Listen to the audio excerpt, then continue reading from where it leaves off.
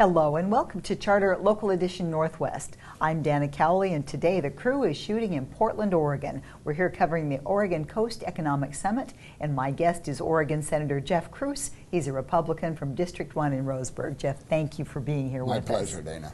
This was quite an interesting legislative session. That it was. And there was quite an effort to get some new taxes passed on the Democratic side. The Republicans kind of held that off a little bit. But there was a tax passed for Medicaid. Yes, there was. You have a little heartburn about that. A lot of heartburn about it. First, the interesting part was at the very beginning of the session, they said we have a $1.8 billion shortfall, and so we need new revenue to fill it. At the end of the day, somehow they were able to balance the budget without that new revenue they said they needed. But probably the biggest frustration is what we did to fill the gap in Medicaid funding, to try to keep all of the 350,000 new people on Medicaid still in the program, knowing full well that we don't know what Congress is going to do, but everything in Medicaid could change significantly over the next year or two. Right, a lot of unknowns. A lot of unknowns. And a work group was put together to come up with a plan. And the plan was there to fully fund it without any new revenue whatsoever. Unfortunately, the Speaker of the House, Tina Kotek, insisted on adding new taxes to the Medicaid package. And so what she did was she added a 7.7% tax on hospitals and a 1.2% tax on health insurance premiums. It didn't have to be done, but it was done.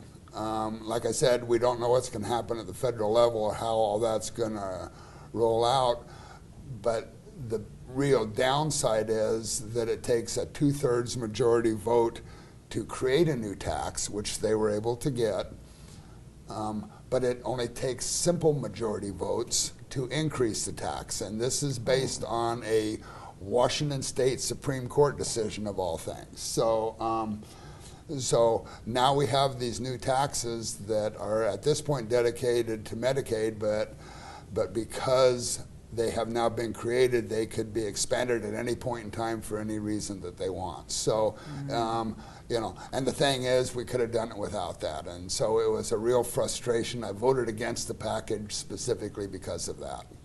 And then what are your hopes for the upcoming session? I mean, this one ran on quite a long time. You haven't had a lot of downtime in between to think about it and get ready. Well, the next session is only a 35-day session, so it's a short one. It does help.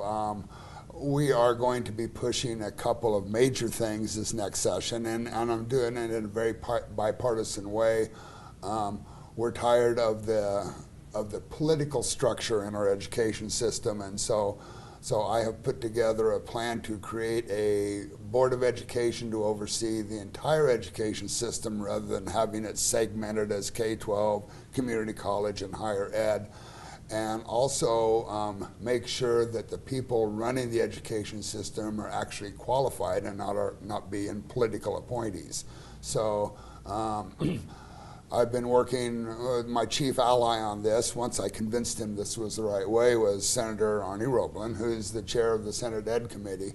And so this will be legislation that will be coming in the short session, specifically because it's going to require a constitutional amendment. And that being that the Oregon Constitution says that the superintendent of public instruction will either be an elected position or the governor will be the superintendent. Well, currently the governor's the superintendent, and that doesn't work well. And we want to change the Constitution so that the CEO of the biggest enterprise in the state, which is education, is actually accountable to the board of directors. So the teachers union will oppose this, so it will be an interesting battle. Oh, well, thank you for joining us. We wish you good luck with all of your endeavors coming up with the new session, and I hope you get a little time on your farm to enjoy your summer.